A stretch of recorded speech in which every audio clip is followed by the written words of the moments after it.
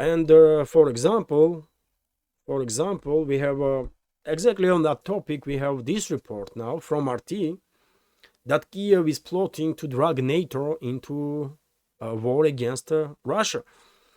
And this is reported by Russian Foreign Intelligence Service. That definitely has much more information that we will ever have, right? Or public will ever have. Anyways, let's go through this news. So Ukrainian special services with the Western support are preparing a series of high-profile provocations to implicate Moscow and draw NATO into direct military confrontation, according to Russian Foreign Intelligence Service, SVR, in short. In a statement on Tuesday, the SVR claimed that Kiev plans to use Russian-made naval mines to orchestrate an explosion involving foreign vessels in the Baltic Sea. The alleged goal is to blame Moscow and prompt NATO to restrict Russia's access to Baltic on the pretext of ensuring maritime security. Well, I did speak about possibility that Kiev regime with active support of Western secret services that are under control of that group in the Western ruling class that are all about prolongation of this war, that they will come up with some false flag operations to in many areas, in many directions, including in Baltics, to harass then Russian commercial vessels and to kind of shut down Baltic Sea for Russia, which will definitely provoke Moscow to take some strong steps. And seems like that's exactly what Russia's Foreign Intelligence Services is talking about now, right? Let's continue with this news. And by the way, when it comes to false flag operations, we already see some. Remember, like a couple of months ago, this new creation of this new narrative started in the West through Western propaganda that almost every other week some undersea cables were broke or cut in the Baltics. Almost every other week, and I find it suspicious straight away. But but I did not say nothing initially. But after some time, it has just become too clear that this is false flag operation, by the way, which will be used by Western ruling class then to implement on this false narrative that Russia is cutting some underwater cables to basically increase presence of the military vessels of the NATO in the Baltics, and then to harass Russian civilian ships or commercial vessels of other countries that are cooperating with Russia, right? That's exactly what happened. And that's exactly what happened. Based on this false narrative, NATO declared some maritime operation, isn't it? So we already did see false flag operations. So SVR definitely has points there. But unfortunately, it is extremely high risk that this is just the beginning and more provocations is underway, including targeting of foreign vessels, potentially even military vessels of NATO, let's say. They will then blame Russia for that. And who knows how far escalation will go from there. It might even provoke direct conflict. What definitely is seen by Zelensky's regime as some sort of opportunity for them to be saved, because then focus will be not on them, but on on direct confrontation between Moscow and other NATO capitals. Anyways, let's continue with this news. So NATO has been increasing its military activities along eastern Europe's border in recent years, citing security concerns over Russia. Last month, it announced plans to expand its presence in the Baltics, launching a new mission to safeguard undersea infrastructure following a series of disruptions and damage to cables between member states. Russia, which perceives the Baltic Sea as a strategic area for its naval operations and energy exports, have vowed to do everything necessary to protect its interests. Last year, Nikolai Patrushev, the former head of the Russian Security Council, who currently serves as an aide to President Vladimir Putin, warned that NATO is using its newest members, Sweden and Finland, to turn the Baltics into an internal sea under Western control. Moscow has stressed that it has no intention to attack any NATO member states, but has criticized the military buildups on its borders. It has also warned that a direct confrontation between Russia and NATO could escalate into a nuclear conflict, adding that it will respond to any hostile moves.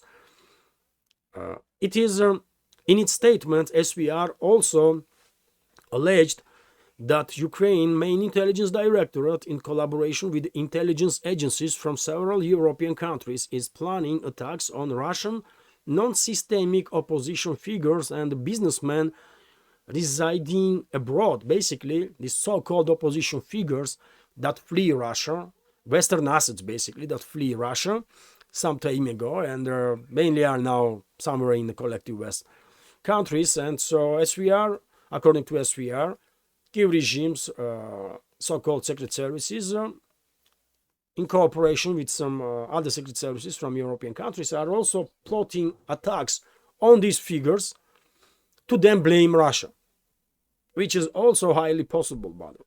This is definitely might happen and probably will happen. So those people that were used by West against Russia and are and were lustrated basically here in Russia, and therefore were forced to flee the country. Those people should take care of themselves in the West, no matter in which country they are, because unfortunately, secret services of Kiev regime, with assistance of secret services of their NATO member states, already proved that they are quite capable of killing people in different countries. In Russia, in some other countries, and they can take such attacks, they can conduct such attacks in any country of Europe or the US. No doubts about that. That will be even easier for them than to target someone in Russia.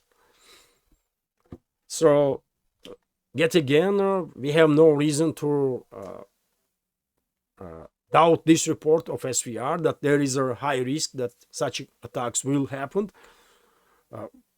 I'm quite sure that it will. At some point, this will definitely happen.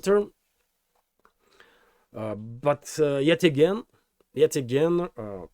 main concern, I don't care about those Western assets that flee Russia. Western secret services can do with their assets whatever they want. Okay, they can use Kiev regime to neutralize them or some other forces. It's their business. I don't care really, and I don't think this topic as dangerous in long run as Baltic provocations in the Baltics, for example, which might actually provoke a direct war.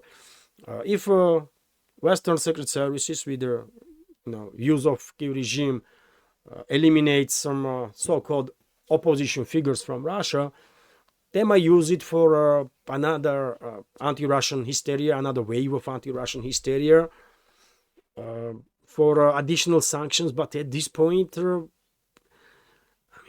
how much anti-Russian hysteria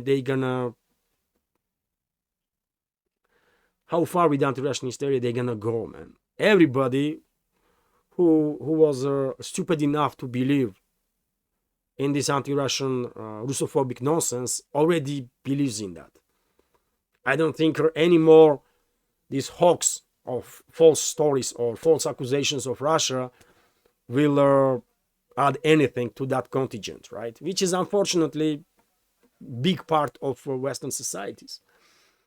But I don't think anybody from informed minorities in the West will be fooled by these provocations, false flag operations, right, by the Western secret services or the Kiev regime. But when it comes to Baltic Sea and potential military provocations, that's obviously very different stuff, because let's say Kiev regime, with active participation of secret services of Poland or Baltic states, let's say Sweden or Finland, these countries are run by extreme Russophobes, by the way. They will sacrifice everybody in their own countries to harm Russia. That's how sick they are with Russophobia. And I'm not exaggerating, even slightest. These so-called elites in Poland, in the Baltic states, in Finland, in Sweden are so extremely Russophobic, by the way, so extreme xenophobes, that they will sacrifice their own citizens, everybody in their countries, to harm Russia at least a little bit. And similar situation is in many other NATO member states, by the way. But these ones are clearly, standing out as extremes among extremes, right?